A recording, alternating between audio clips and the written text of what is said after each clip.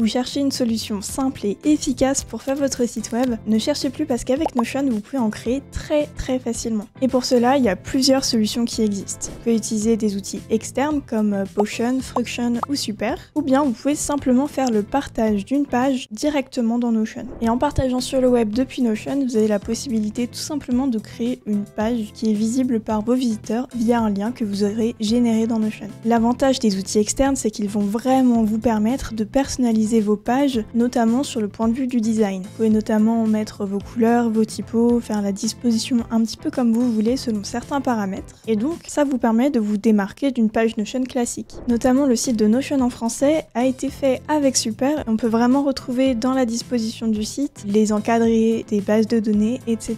Il y a plusieurs avantages selon moi à utiliser une combinaison de Notion plus un outil comme celui qu'on va voir aujourd'hui, Super. D'abord, il y a la facilité de création. C'est vraiment super intuitif et très rapide de transformer sa page Notion en un site web, qui est en plus fonctionnel et esthétique. Ensuite, pour moi c'est essentiel, c'est la simplicité de modification. En fait, une fois que votre design a été mis en place sur Super ou d'autres outils, pour modifier votre site, ensuite il suffit simplement de modifier vos pages sur Notion et en fait le site va se mettre à jour tout seul. Donc pas besoin de coder, développer ou quoi que ce soit. Et en plus, vous pouvez utiliser toute la puissance des fonctionnalités Notion sur votre site. Par exemple, vous pouvez mettre des bases de données et du coup exploiter toute leur puissance, mais vous pouvez aussi mettre des intégrations, comme Notion Forms par exemple pour créer des formulaires et importer toutes les réponses dans une base de données Notion. Pour faire un exemple, aujourd'hui on va voir étape par étape comment créer une landing page pour son service ou un produit sur Notion à partir de Super. Du coup c'est parti, on va voir comment personnaliser et créer votre page web et comment la publier sur le web. La première étape, ça va être d'avoir votre page Notion que vous voulez transformer. Alors pour ça, soit vous créez vous-même votre page avec votre structure, ou alors vous pouvez aussi aller sur le site de Super et ils ont des modèles. Pour ça, vous allez dans l'onglet Templates, vous en avez des gratuits et des payants selon plusieurs thématiques,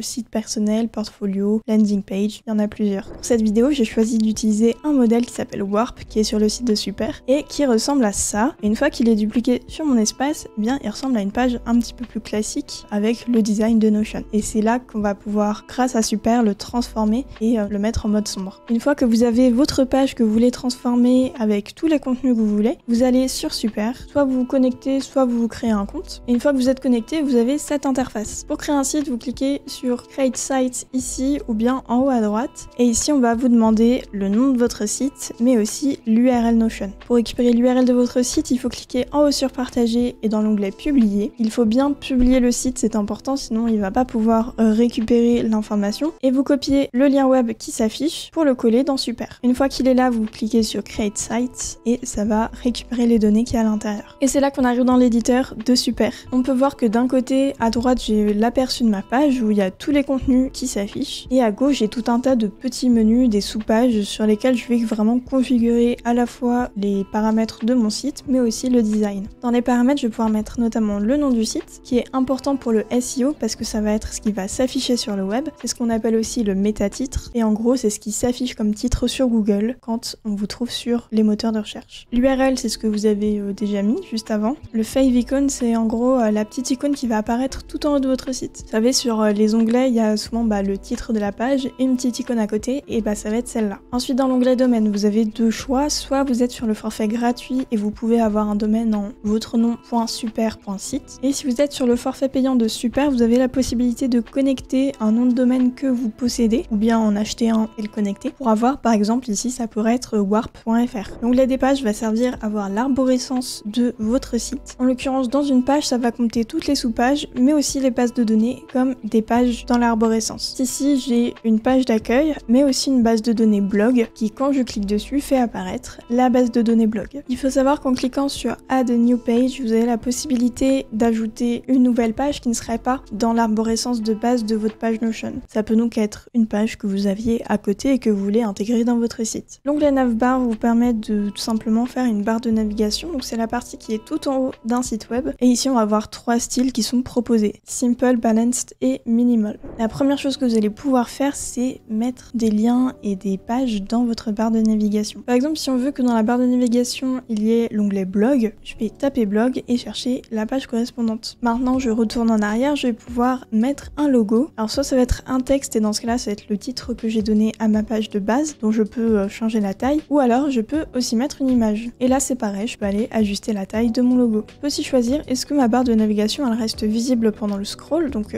est-ce qu'elle reste attachée en fait quand je défile la page, ou alors je peux aussi décocher le stick et donc faire en sorte que quand je scroll, eh bien elle ne s'affiche plus. On peut aussi ajouter un call to action, là en l'occurrence contactez-nous, qui peut être connecté à une page interne de votre site ou bien à un lien externe. Pour les différents styles, maintenant que j'ai quelques petits trucs à l'intérieur de ma barre, on peut voir que le simple ça met tout sur la droite, balanced ça centre tous mes éléments, et le minimal, eh bien ça crée un menu burger sur lequel je peux cliquer et ça affiche les différentes pages. Mais dans tous les cas, le call to action reste toujours en haut à droite. Ensuite, le footer, c'est la partie qui est tout en bas du site. En général, ici on met les liens vers les réseaux sociaux, on peut mettre un plan du site, les mentions légales, etc. Dans le footer également, on peut ajouter des liens vers des pages, le logo, et ce que je trouve plutôt intéressant, c'est qu'on peut mettre des icônes de réseaux sociaux très facilement. Parce qu'en fait, ils sont déjà les vecteurs des logos dans leur base de données, donc on peut tout simplement sélectionner par exemple Discord, mettre l'URL et ça ajoute tout seul. Donc nous, on n'a pas besoin d'ajouter des logos et d'aller les chercher. Donc parmi toute la liste, je sélectionne le réseau social que j'ai envie d'afficher, je clique dessus, je mets l'URL et je clique sur ajouter l'icône. Et voilà, en bas, j'ai toutes mes icônes de réseaux sociaux qui s'affichent selon le style que j'ai attribué à mon site.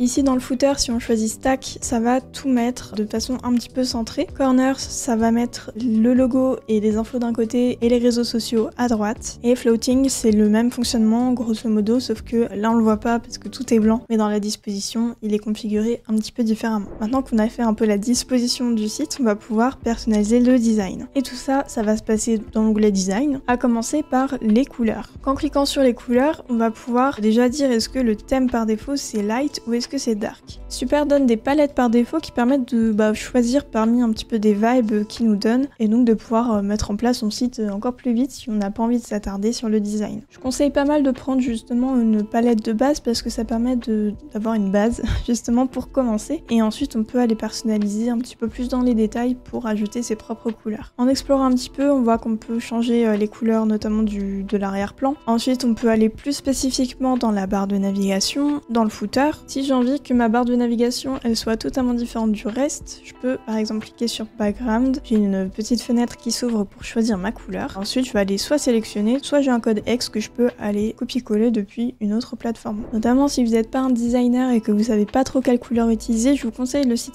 colors.co qui permet d'explorer en fait plein de palettes et donc de choisir des choses qui vous plaisent bien. À partir de ça, vous pouvez récupérer les codes X de certaines couleurs que vous avez envie d'intégrer et vous pouvez tout simplement les coller dans Super et donc avoir les couleurs sur votre site. Dans l'onglet Notion des couleurs, en fait ça va reprendre les couleurs de base de Notion. Faut savoir que par défaut il y en a 9 qui vous permettent de colorer vos icônes, colorer vos textes, mettre des backgrounds sur vos textes. Par exemple sur le mode dark, le gris par défaut je vais pouvoir le modifier, vous voyez, et ça change la couleur de mes textes. Pour les bases de données, je peux aller dire quelle couleur je veux pour mes cartes, mais aussi quelle couleur je veux pour mes cartes quand je passe ma souris dessus. Et si vous avez une vue calendrier, vous pouvez aussi choisir une couleur particulière pour les week-ends. C'est une fonctionnalité peut-être pas beaucoup de gens utilisent, mais elle existe. Et vous pouvez aller personnaliser jusqu'à la couleur de la barre de défilement qui est ici sur le côté. Ensuite, on retourne sur le design. On peut personnaliser les typographies en choisissant une typo primaire et une typo secondaire. Sur Super, on a beaucoup plus quand même de possibilités que sur Notion où on a seulement 3 typos. On va pouvoir aller choisir donc dans les primaires les typos de titre qui s'appliquent au titre de la page et au bloc titre. Et les couleurs secondaires, c'est tout ce qui concerne du texte, mais aussi à l'intérieur des call-outs. Et c'est également ce qui change la typo des propriétés de base de données. Les tailles de typographie peuvent être changées. Alors base, ça permet de tout mettre à la même échelle et de les augmenter ou de les réduire. Mais après, si vous voulez aller plus dans le détail, vous pouvez changer la taille de typo, soit que du titre de la page, mais aussi que des headings, des blocs titres. Et si vous avez des citations, vous pouvez changer la taille des citations. Dans Layout, c'est vraiment tout ce qui concerne la mise en page plus générale de la page,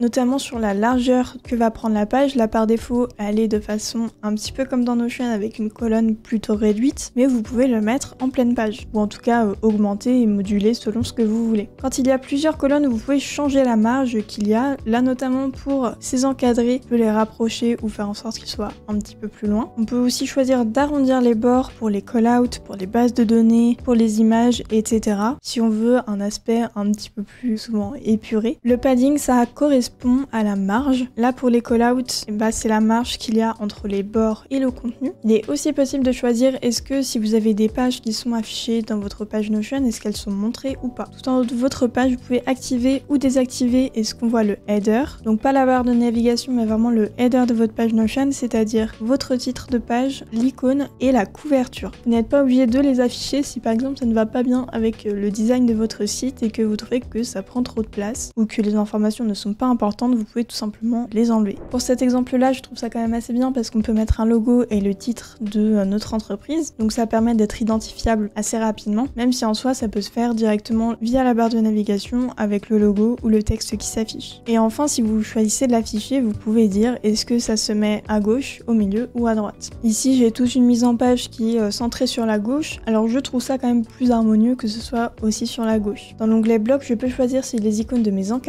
sont visibles ou non, et dans ce cas-là, ça les cache tout simplement. Et je peux aussi ajouter des ombres pour mes callouts, ce qui peut donner un petit peu de volume potentiellement à mon design. Dans Database, je peux choisir tout un tas de réglages pour mes cartes de base de données, notamment la taille des titres. Ça peut être aussi, comme tout à l'heure avec les encadrés, l'écart entre chaque carte. Je peux aussi moduler quelle sera la taille en hauteur ou en largeur de mes cartes, mais aussi est-ce que j'affiche les icônes de chaque page. Là en l'occurrence, il n'y en a pas et ça fait l'icône par défaut de Notion quand il y a du contenu dans la page, et bien je vais pouvoir le désactiver et donc ça va faire quelque chose d'un petit peu plus propre. Et comme pour les encadrés, je peux mettre aussi une ombre pour donner un petit peu de volume à mon site. Dans navigation, je peux aller dire quelle taille aura ma barre de navigation en hauteur et je peux choisir encore une fois si je mets de l'ombre. Et dans ce cas-là, j'ai une petite ombre qui se met en dessous de la barre. Tous ces éléments, ça va permettre de faire le design de mon site. Et une fois que c'est mis en place, je n'aurai plus rien à toucher. Quand tous ces paramètres me vont bien, je peux transformer ce design en thème pour le garder en mémoire. Et en l'enregistrant comme un thème, je vais pouvoir l'utiliser pour d'autres sites. C'est utile si vous faites des landing pages et que vous avez plusieurs interfaces sur lesquelles vous voulez appliquer le même thème. Si vous êtes sur la version payante de Super et que vous savez coder, vous avez quand même la possibilité d'intégrer des lignes de code, notamment du CSS, pour rendre votre site